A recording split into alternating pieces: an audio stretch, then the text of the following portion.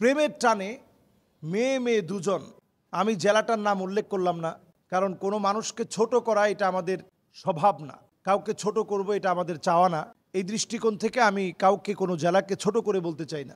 তো একটা মেয়ে আর একটা মেয়েকে বিয়ে করার জন্যে তারা যখন একত্রিত হয়েছে, এলাকাবাসী সবাই গিয়েছে। যাওয়ার পর যখন বলা হয়েছে যে আপনি এই মেয়ে হয়ে আপনি আরেকটা মেয়েকে কেন বিয়ে করছেন, সে জবাব দিচ্ছে যে এই মেয়ে যদি আমাকে বিয়ে না করে, সেই আমার হাজব্যান্ড, সে যদি বিয়ে না করে তাহলে আমি মারা যাব এবং সেও মারা যাবে। এটাকে শরীয়তের পরিভাষায় বলা হয় মেয়েরা ছেলে হয়ে যাওয়া, তা আন্নাসা, পুরুষত্ব ভাব চলে আসা। আপনি মেয়ে হওয়ার পরেও তারাজ্জালাত, নিজেকে পুরুষ মনে করা। আমাদের সমাজে কিন্তু এখন একটা ট্রেডিশন হয়ে গেছে মেয়ে হওয়ার পরেও নিজেদেরকে ছেলের মতো মনে করা। যারা বেশি প্যান্ট শার্ট পরে, যে সমস্ত মেয়েরা আধুনিকতার নামে, এরা তারাজ্জালাত, এরা নিজেরাও পুরুষ হওয়ার জন্য একটা আপ্রাণ চেষ্টা করে। হাদিসের মধ্যে আসছে লা ইউকাল্লিমুহুমুল্লাহ, কিয়ামতের দিন আল্লাহ তাআলা কথা বলবেন না। ওয়ালা ইউযাক্কিহিম, এদের দিকে আল্লাহ তাআলা দয়ার দৃষ্টিতে তাকাবেন না, মায়া দেখাবেন না। ওয়ালা ইয়ানজুরু ইলাইহিম, আল্লাহ তাআলা রহমতের দৃষ্টি এদের দিকে দিবেন না। কারা তারা? যেই লোকগুলো দুনিয়ার জীবনে, দুনিয়ার জিন্দিগির ভিতরে মেয়ে হয়ে পুরুষের মতো সাজার চেষ্টা করেছে, পুরুষ হওয়ার পরেও মেয়ে সাজার চেষ্টা করেছে, এদেরকে আল্লাহ রাব্বুল আলামিন এদের দিকে তাকাবেন না, কথা বলবেন না, দয়া দেখাবেন না, মায়া দেখাবেন না।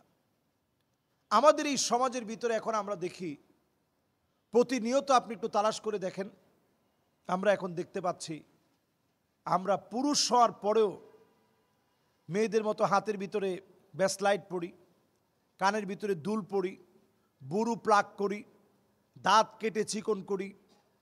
এমনকি এখন মেয়ে হওয়ার প্রবণতা এত বেড়ে গিয়েছে ছেলেদের মধ্যে, মাথার ভিতরে আমরা ব্যান্ড লাগাই।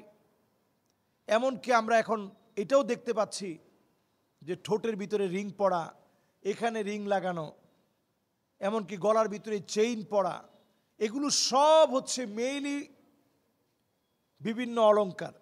এই মেয়েলি অলংকারের ভিতরে যদি আপনি নিজেকে সুসজ্জিত করেন, তাহলে এটি অত্যন্ত গর্হিত কাজ এবং কবিরা গুনাহ।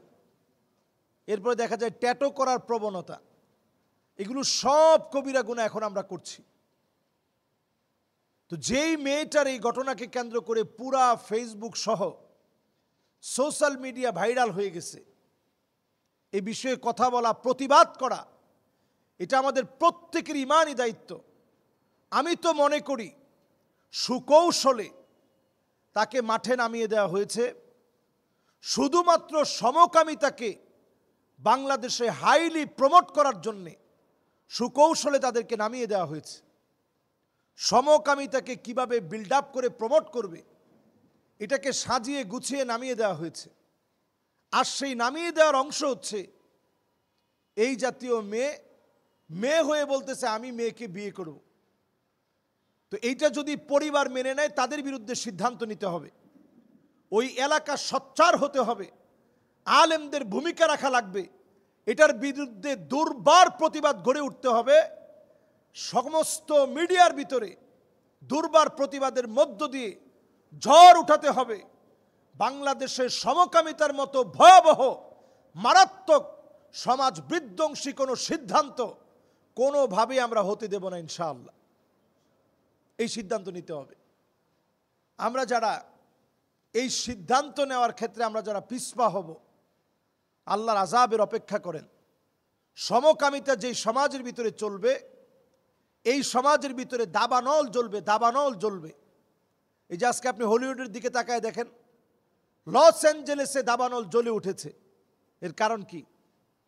এর কারণ হচ্ছে সমকামিতা। সমকামিতা, এদের ভিতরে তারা সমকামিতাকে বৈধ মনে করে, মুসলমানদের উপরে তারা জুলুম করে। তো মুসলিম এই সমাজকে ধ্বংস করার অন্যতম হাতিয়ার। বর্তমান বিধর্মীরা বুঝে ফেলেছে যে মুসলমানদেরকে যদি থামাতে হয়, তাহলে এই মহারোগটা ছড়িয়ে দিতে হবে। এই মহারোগ ছড়িয়ে দেওয়ার জন্য প্রায় সময় দেখবেন মাঝে মাঝে এরকম কিছু টুটকা ফাটকা খবর আমাদের কানে আসে যে কিছু একটা হয়ে গেছে, এরকম মেয়ে বিয়ে করে ফেলছে। সাথে সাথেই প্রতিবাদ করা দরকার। শরীয়তের দৃষ্টিতে তাদের শাস্তি হচ্ছে মৃত্যুদণ্ড। তা আমরা তো এখন আইন হাতে তুলে নিতে পারবো না।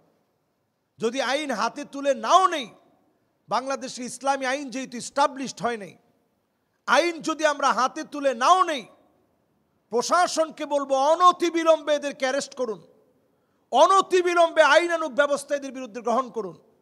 ওই এলাকার আলেমদেরকে বলবো আপনারা প্রতিবাদী হয়ে উঠুন, এদের বিরুদ্ধে স্পষ্ট প্রতিবাদ করুন। কোনো মেয়ে বিবাহ বাংলাদেশে যেন না হয়, এটা বাংলাদেশের ভূমিকম্পের কারণ হবে। বাংলাদেশের টেকটনিক প্লেট অলরেডি ফাটল ধরে আছে, বারবার ভূমিকম্প হয়, তারপর আল্লাহ মাফ করে দেন। 2024 সনে 39 বার ভূমিকম্প হয়েছে, তারপর আল্লাহ তাআলা আমাদেরকে সুস্থ রেখেছেন, ভালো রেখেছেন। শুধুমাত্র ওই যে নামাজি আল্লাহওয়ালা মাদ্রাসার তালিবুল ইলমদের কোরআনের তেলাওয়াত, জিকির, আজকারের জন্য আল্লাহ দেশটাকে ভালো রেখেছেন। এই দেশের সৌন্দর্য নষ্ট হবে, সংস্কৃতি ধ্বংস হবে, এটা আমরা হতে দেব না ইনশাআল্লাহ। এ বিষয়ে প্রতিবাদের জন্যে আমরা প্রত্যেকে যার যার জায়গা থেকে সচেষ্ট হব। আল্লাহ আমাদেরকে তৌফিক দান করুক।